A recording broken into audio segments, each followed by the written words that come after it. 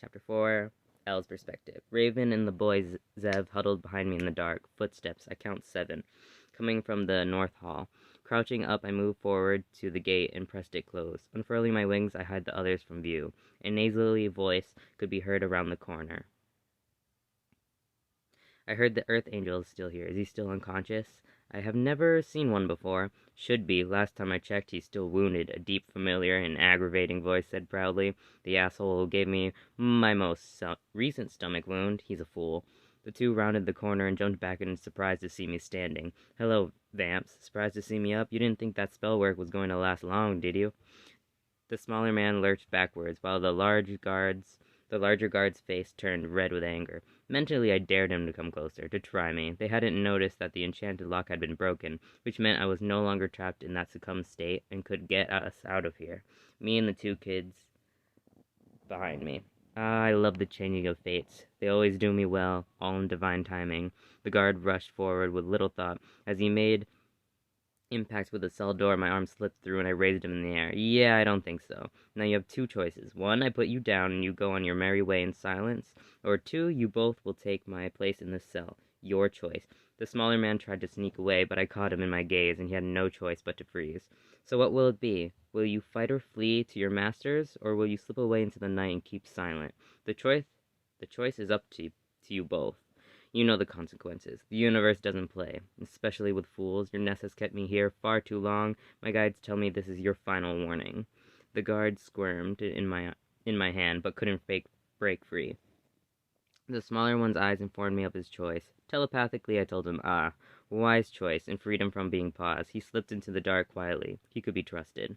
The other one, on the other hand, I could feel his pride and anger bubbling to the surface. He wanted revenge. He could not be trusted.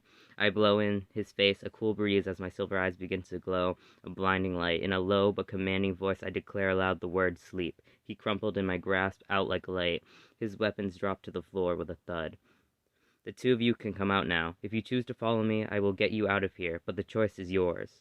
Once we get out of here, you may continue upon your path or travel with me for now, until I am called again. With my foot, I opened the gate, still holding the guard.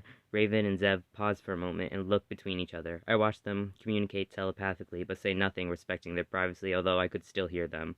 We will go with you for now, to get out of here. Then we will go our own way, Raven said, helping her brother to his feet.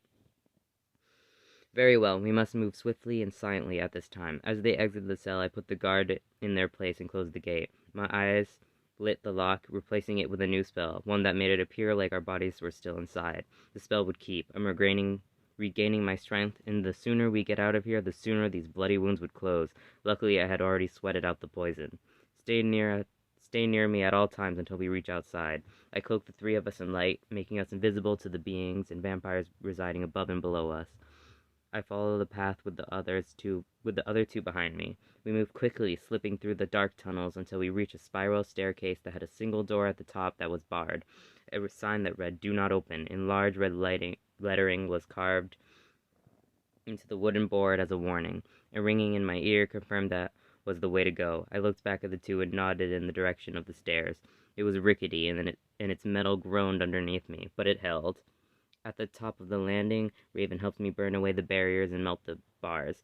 The sound of footsteps could be heard, and an alarm sounded off, but they were too late. We pushed the door open, and the sun's light filled the room, setting a firm magic barrier between us and them as we stepped into the light. The sun's warmth began to do its job, erasing what was left of the curse placed on my wounds. Taking in a deep breath, I could feel myself beginning